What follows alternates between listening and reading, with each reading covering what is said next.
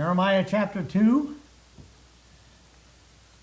And we are, let's see, down about verse 27. And we found out, verse 25, God instructed them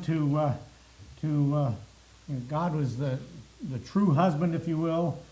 He exhorts Israel not to run around barefoot and with a parched throat like a shameless adulteress, after strangers, because that's what he's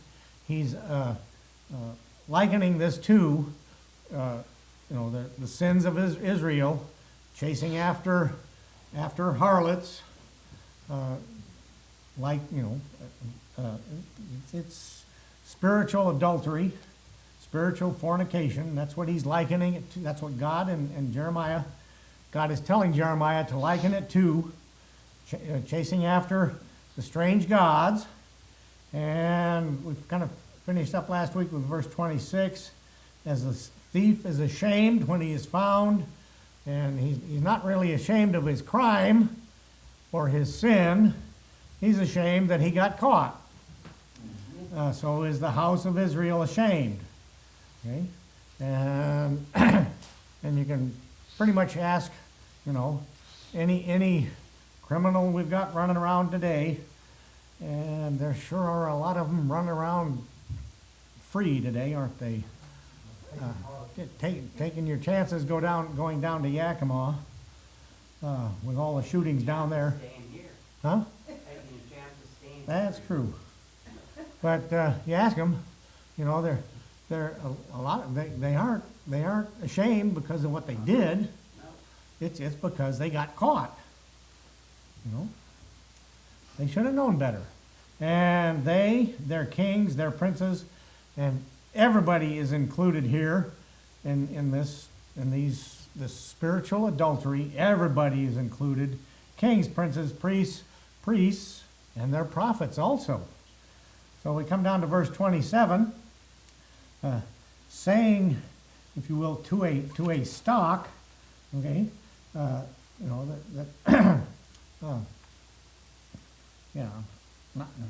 not quite sure what a stalk would. Oh, a stalk would be like a plant stalk, corn stalk. Yeah. I just happen to think that would, huh? Saying to a stock, S-T-O-C-K.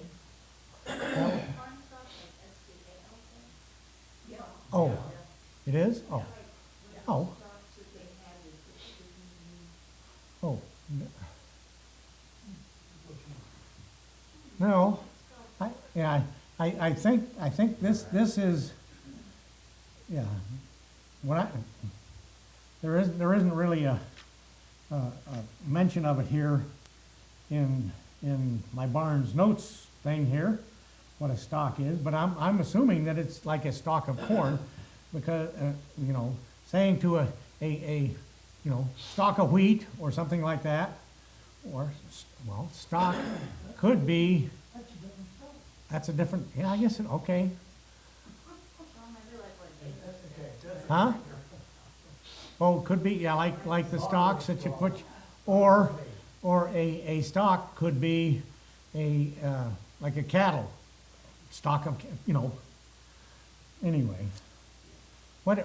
Whatever the meaning of this, saying to a stock, thou art my father, okay, and to a stone, that's why I'm thinking this stock would be, like I was saying, piece of, but there's also stalk of trees, okay. Yeah, that's what I also found. Okay, so stalk of trees. It's what we're talking about is as an inanimate object, as being, them talking to, a stalk of trees or whatever is my father, okay, rather than the one true God being their father. Thou art, saying to a stalk, thou art my father, and to a stone, a piece of, a rock, as being his mother, okay? That would, thou hast brought me forth, okay? Again, relating these two items, stalk and a stone, as mother and father, rather than God, okay? They say, oh, thou hast brought me forth. You're my parents. You brought me forth. It's worthless. It's vain. It's just like pursuing, wild animal, like a harlot. For they have turned their back unto me. So oh, this stock is you're my father. The stone is your my mother. They've turned their back unto me and not their face. Okay? Turn your back on God. Oh, if you turn your back on God, you're thinking he can't see you. That's, what kid play peekaboo with the kids, cover your eyes, you can't, yeah, you can't see. Turn your back onto God. He can't see you. That's what they're thinking. And not their face, but in the time of their trouble, they will say, arise and save us. Again, I think actually I did cover that last week, sort of. Rise and save us, get in trouble, and all of a sudden now we'll turn our faces to God. Now we'll come back to God. We're in trouble, but where are thy gods that thou hast made? Let them arise if they can save thee in the time of thy trouble. I did discuss this last week, didn't we? For according to thy number of the cities are thy gods. Well, Judah, I mentioned that, however many cities, that's how many gods you have, rather than the one true God. Wherefore will ye plead with me? You're doing all this vain stuff. You're turning your back on God, and now, you're in trouble. Now you're going to plead with God and say, help me, help me. Thinking God will just ignore that past transgression. Ye all have transgressed against me, saith the Lord. Everybody's done it, and in vain have I smitten your children. Now, in the past, again, when when Israel turned away from God, and they did that often, they'd go from get a king, and they get Saul, and then the next king, gets he did right. The one king does evil in the sight of the Lord. Next king does right in the sight of the Lord. They go back and forth, and now they're in the time of Josiah, who's a good king, did right that which was right in the sight of the Lord. But they've been chastened in the past. I have smitten your children, and they receive no correction. They don't learn from it. Wear them out. Yeah. And they've received no correction. They're how many kids growing up do we know? Seems like we had, some of them in our King's Posse, and raising our kids, and if you don't correct them when they do something wrong, okay, they were smitten. They were put into trouble. God put them into trouble, but they didn't learn from it. That's the idea here. They received no correction. Your own sword hath devoured your prophets. You've killed, God says, some of his prophets he sent, okay? Your own sword have devoured your prophets. like a destroying lion. I sent the prophets, I sent people to warn you, I sent, stress and problems to warn you, to correct you, to chastise you. So you've killed the prophets. And verse 31, O generation, see ye the word of the Lord? Have I been a wilderness unto Israel? God is saying, have I been like, a scorched desert with no plants, nothing there? Have I been like that to you, O Israel? Have I been a wilderness unto Israel, a land of darkness? And, he's asking these questions, and the only answer that can come is no. God has not been a wilderness. You've not been a land of darkness. He's been there. Okay? He is there for us. He's not, hiding himself from us today. He's not hiding himself from Israel back then. Wherefore say my people, we are Lord's. And here we go. The pride steps in, and like the pharaohs in Egypt and the Caesars in Rome, or any of the other heathen idol worshiping nations, the kings and we're better than God. We're bigger than God. We're lords. We are, we don't need God. We're really good without God. And isn't that what people are saying today? People are saying that today. I don't need God. We will come no more unto thee. So, yeah, he's telling us like it is, and this all applies to us too today. Okay, can a maid forget her ornaments? Okay. This would be, her jewelry, her fancy clothes, the Sunday clothes, or a bride her attire. Okay. He's saying, a young lady going out, to into the world.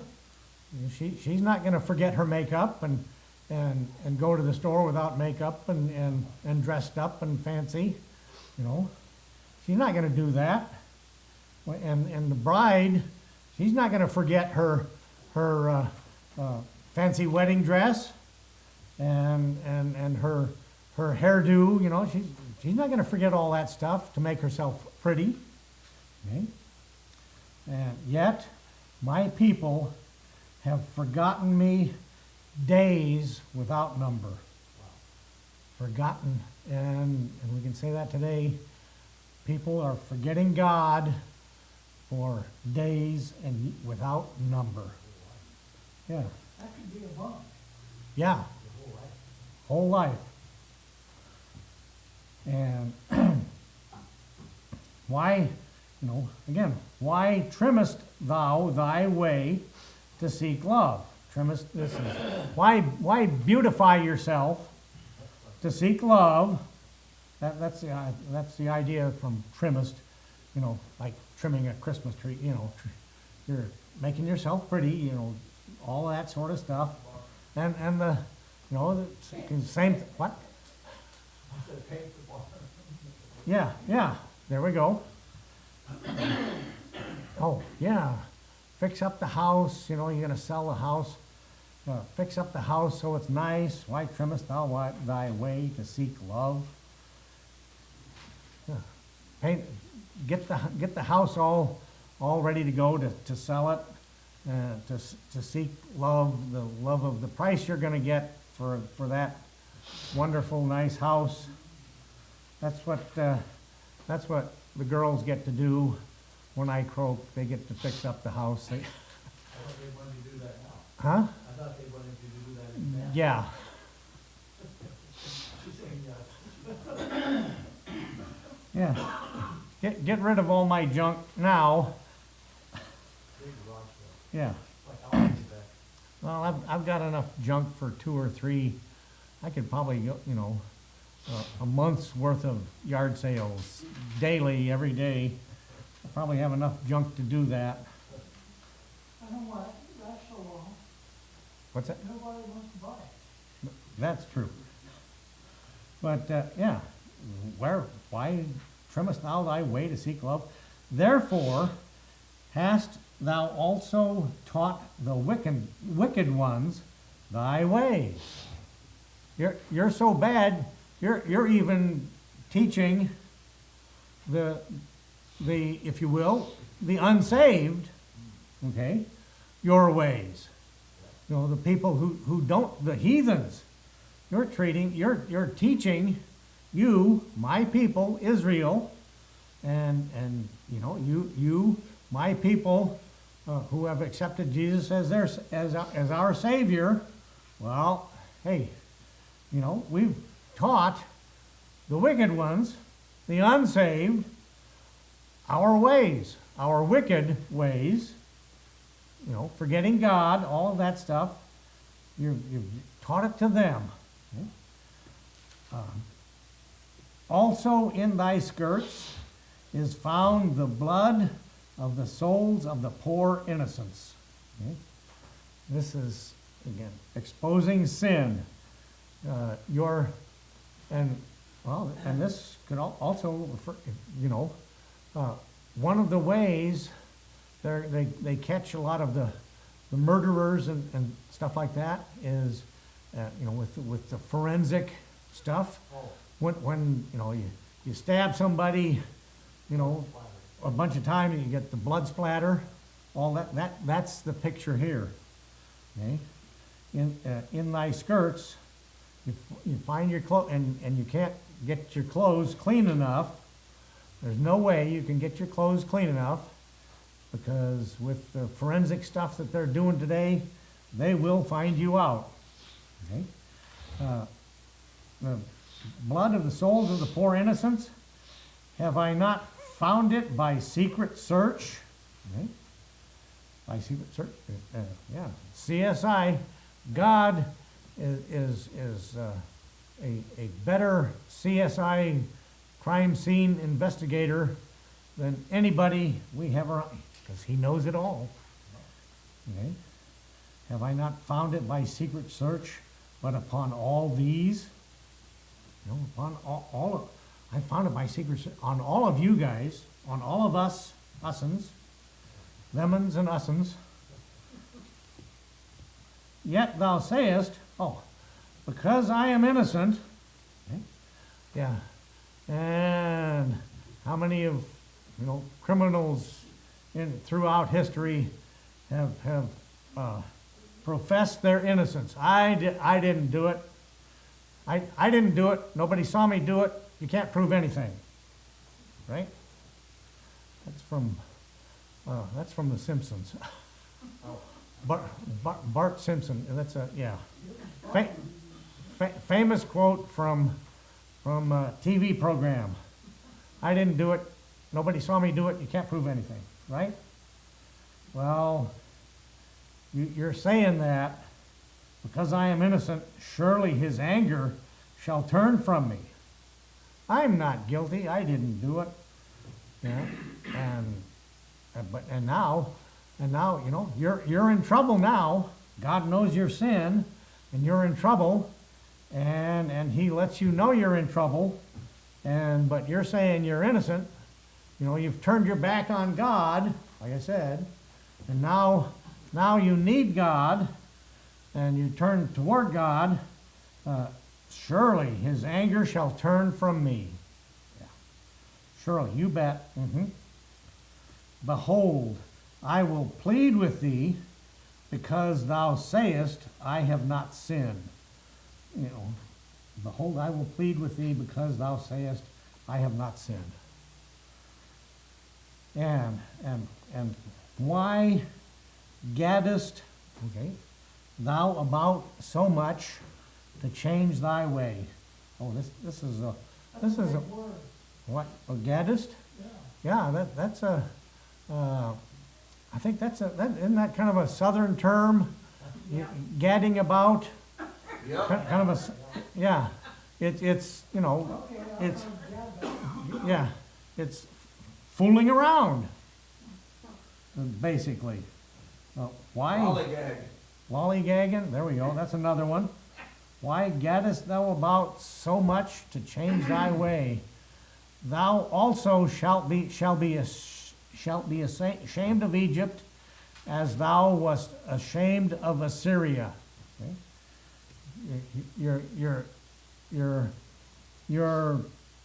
When you were in Egypt, you sinned because you followed those Egyptian gods.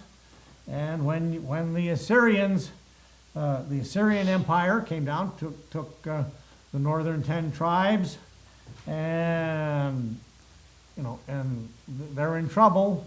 They were in trouble, and they pled with the Lord. Why have you forgotten us, Lord? Well, gee whiz, you've been worshiping those other gods, and all those Egyptian gods, all those Assyrian gods. Now, one thing about Egypt, 400 years in slavery in Egypt, they did learn how to mummify a body, okay? And that's how Jesus got wrapped up. When he was buried, he was wrapped up like an Egyptian mummy. They didn't have time to put in all of the spices and stuff, so they missed a few steps in mummifying him. But when he rose from the grave, those grave clothes were there, and they were still, in the shape of his body. They were still like he was wrapped up, but it's kind of the picture, the body has disappeared and the clothes flatten out like that. If you hurry, you can change the chapter. Yeah, oh, yeah. Okay. Anyway, so all of that, you're chasing after those gods, you're ashamed of Egypt, ashamed of Assyria. Yea, thou shalt go forth from him, and thine eyes upon thine head, for the Lord hath rejected thy confidences, and thou shalt not prosper in them. Okay? You're going to go forth. You're in big trouble. You're not going to prosper. It's all in vain. All this, the worship of these idols is all in vain. And